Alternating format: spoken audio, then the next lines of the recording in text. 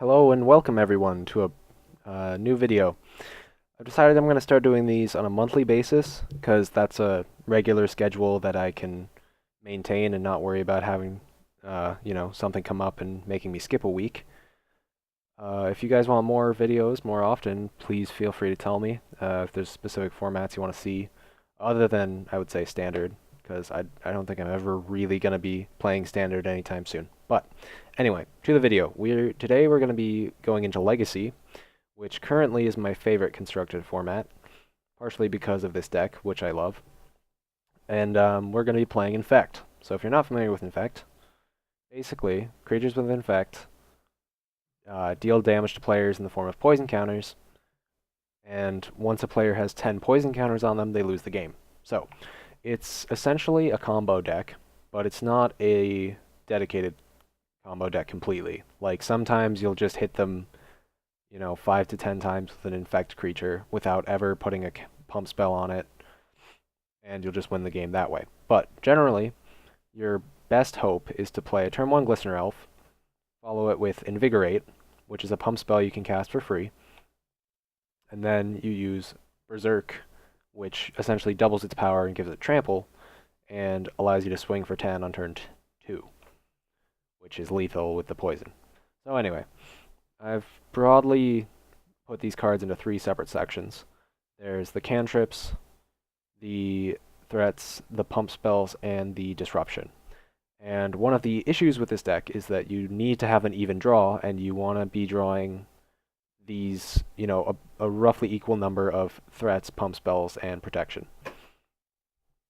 So, the cards that really make this deck viable, in my opinion, are basically Brainstorm, because being able to draw 3 cards and then shuffle 2 from your hand back into your library is huge.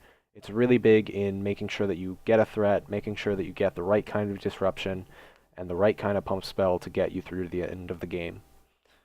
And then the other cards would definitely be Force of Will, allowing you to play a turn 1 Glistener Elf and keep protection up for it. Whereas in Modern, that's generally very hard to do, and if you play a Glistener Elf turn 1, if they try to play a Bolt or a Path or whatever, it's going to die more often than not. But, yeah. And then Daze, which is basically more copies of Force of Will, except for it doesn't require you to 2-for-1 yourself, which is pretty huge. So, anyway, the Legacy Infect deck, I would say, is relatively standard. The blue-green aspect of it, anyway. Blue-green Infect. You get 8 fetch lands, generally 4 tropical islands, but we have 1 savanna for our white splash, which I'll talk about later. 1 basic, 4 Inkmoth Nexus, and then you have a couple of slots for these like utility lands, like Wasteland, which lets you get around certain things like Maze of Ith, Glacial Chasm, or just disrupt your opponent so that they don't have the mana to cast the things they want to do, or maybe take out a manland like a opposing Inkmoth Nexus. Anyway, it's versatile, but also comes out sometimes. Then Dryad Arbor is just in there. It lets you block certain X1 creatures that you want to block. It lets you turn off Bridge from below from the Dredge deck, because if they attack you, you can search up a Dryad Arbor, basically block with this, it dies, and then their Bridge from belows get exiled. It can help you play around Liliana or pressure a Jace. It's got a lot of different uses, but that's another card that's often on the chopping block. And then, again, 4 Brainstorms, 2 Probes, 4 Blighted Agents, 4 Glistener Elves, 4 Hierarchs, say Invigorate, anyway, the 2 Berserks, the 3 Vines of Vastwood, and the 1 Become Immense. Those are all very standard.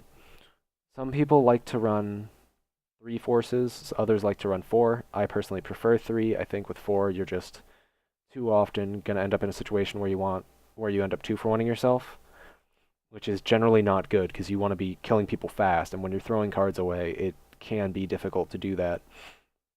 I prefer to just have, another Green Sun Zenith to help me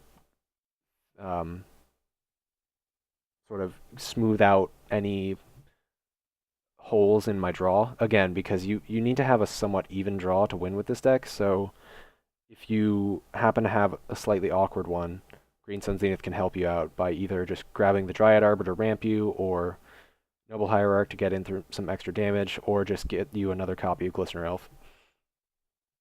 But sort of the cards that I personally... Oh, 2 Spell Pierce as well in the main. But the cards that I personally find to be sort of the one, like the flex slots in the deck, which are slots that aren't really core to the deck, and they're ones that you personally like to have around. I would say for me, it's...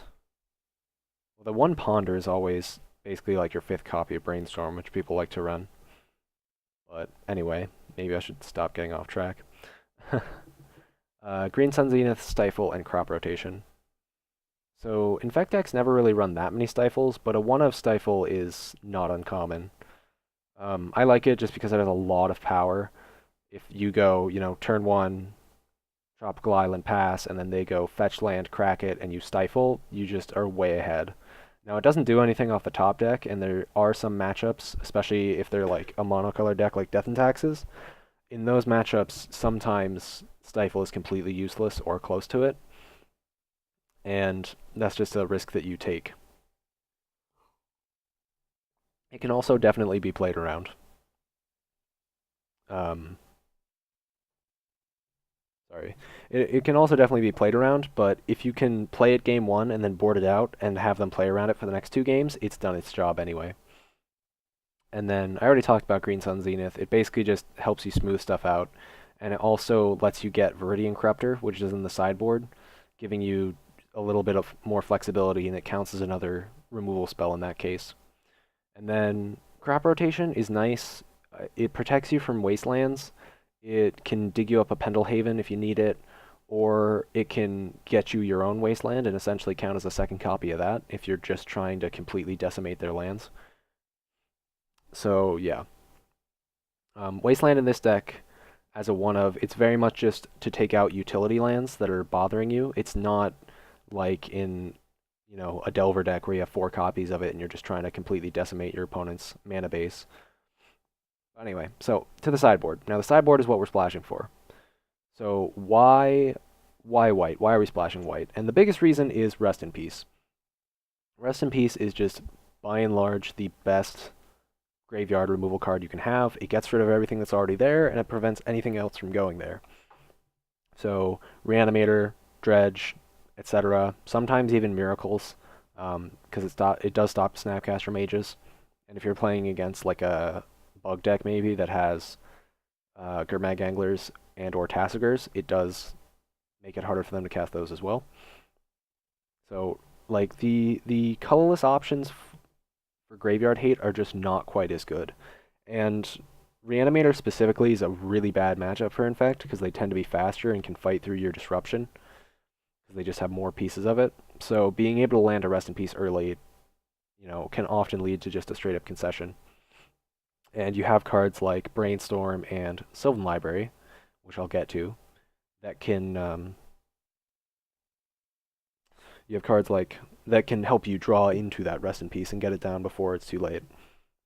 Swords to Plowshares are basically just a strict upgrade to Submerge, and they're slightly better. And because you're already splashing white, you might as well do it, right? Hydroblast is just, counters red spells. It's nice to have one. Piracy Charm is interesting and has a lot of uses. Making your guys unblockable, or just being a pump spell for your guys, or being a removal spell for an X1, it definitely can hold its weight, depending on the matchup. The 4th copy of Force is in there because sometimes you need it, especially if you're playing against another combo deck, like Storm or Show and Tell or something.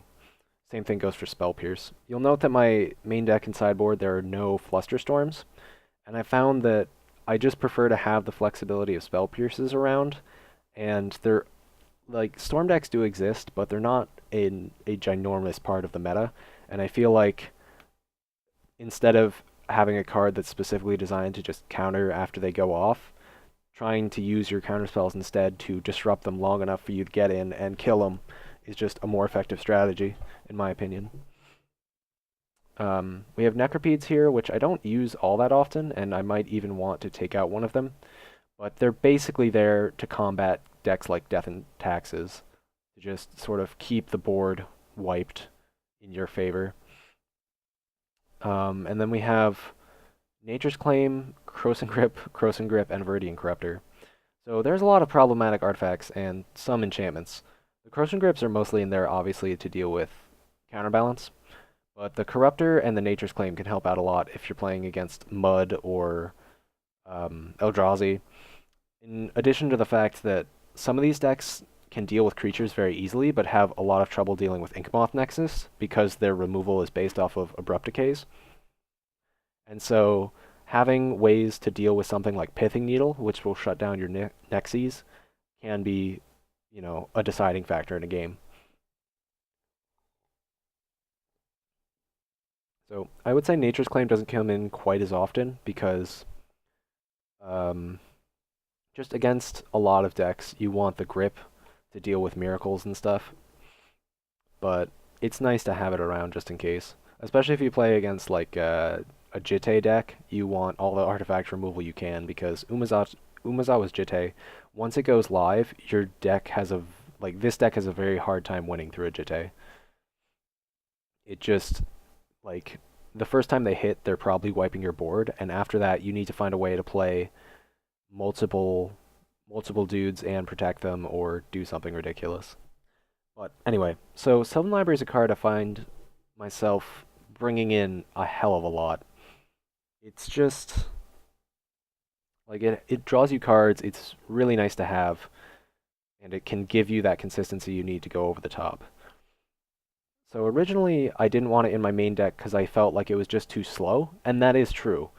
In certain matchups, especially versus combo decks, you do need to be faster than them, and dropping 2 mana on a card that is going to draw you cards, kind of like a bad brainstorm, is just not quite going to get you there, which is why I like to keep it in the sideboard. I've been considering bringing it into the main, but I'm not sure just yet. But it is one of those cards where even if you sideboard it in every game, that doesn't necessarily mean you want it in your main. Normally, if you're sideboarding in something every game, you would think, oh, this should just be in my main deck, why isn't it? But in this case, it's if you're playing against a combo deck, or really any sort of fast deck, post board, both of you are going to slow down to try and interact with each other more.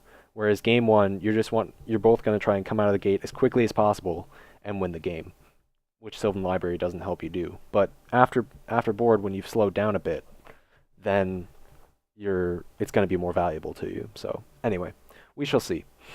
I think if you play Blue-Green Infect and you haven't tried Bant, I would highly recommend it if you have the money for the white cards and the Savannah. And Savannas aren't even that expensive as far as dual lands go. But anyway, let's see how we do. I've had a lot of results with this deck. I've gone 2 and 3, I've gone 3 and 2 a lot, and I've had some 4 and 1s. I haven't gone 5-0 yet, but I'm hoping for it. Though it's a very draw dependent deck, if you have to mulligan too much, you can very easily lose. Winning the die roll is huge. It's very, very important. So the key is to just not worry too much if your deck sort of, kills itself, because if you draw too many lands or you just draw the wrong combination of spells, you will lose games just because you sort of fizzled. And that's fine. That's what it does. And you have to be willing to accept that. But anyhow, let's see what we can do. I'll see you in the first round.